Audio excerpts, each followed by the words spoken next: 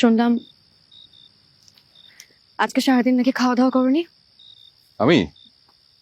আরে তোর হলুদের সব কাজ তো আমিই করলাম। এত কাজ, খাওয়ার সময়ই পাই নাই। আর তুই হঠাৎ আমার খাবারে পড়লি। খাওয়া দাওয়া বাদ দিয়ে আমাকে বিয়ে দিয়ে বিদায় করার জন্য উঠে পড়ে লেগেছো, তাই না? এসব ফালতু কথা বাদ দিয়ে কি বলবি সেটা বল। আমার ঘুম পেয়েছে, আমি ঘুমাবো। তুমি এখানে আসার আগে অনেকক্ষণ দাঁড়িয়ে দাঁড়িয়ে একটা কথা ভাবছিলাম। কি কথা?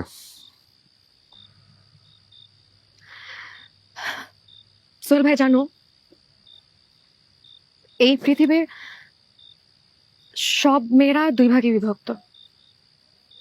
এক ভাগ যাদের বয়ফ্রেন্ড আছে, আরেক ভাগ যাদের বয়ফ্রেন্ড নেই।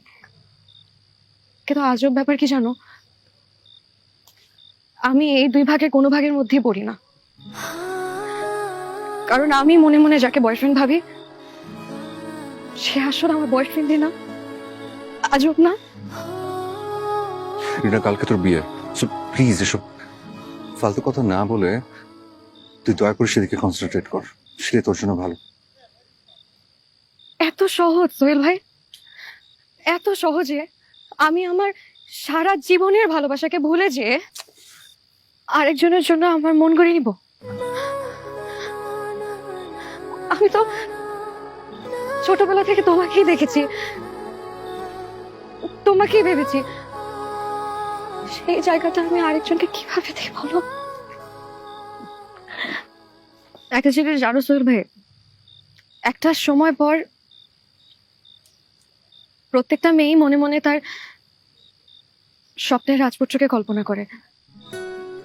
কল্পনা করে একদিন সেই রাজপুত্র ঘোড়ায় চড়ে এসে তাকেও সাথে করে নিয়ে যাবে। আমিও মনে মনে আমার রাজপুত্রকে কল্পনা করতাম, আর আমার সেই রাজপুত্র ছিল তুমি। অথচ তুমি তো কোনোভাবেই আমাকে আপন করে নিচ্ছ না। এইটা যে একটা মেয়ের জন্য কতটা কষ্টের, এটা তুমি বুঝবে না।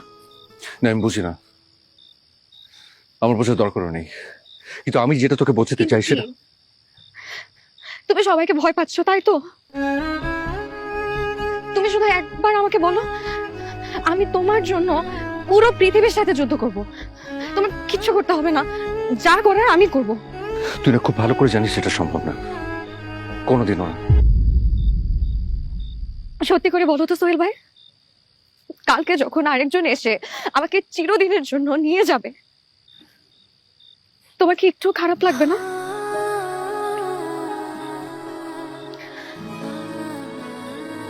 সোহেল ভাই, জানো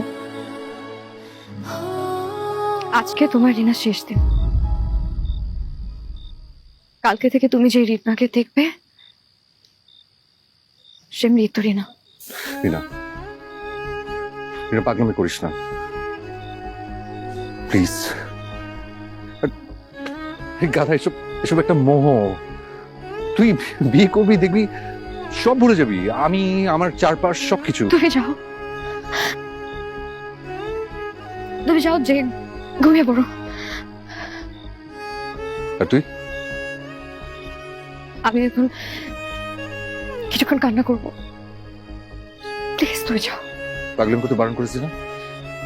তুই ঘরে যাবি, যা যা বলছি। রিনা, আমি তোকে যেতে বলেছি।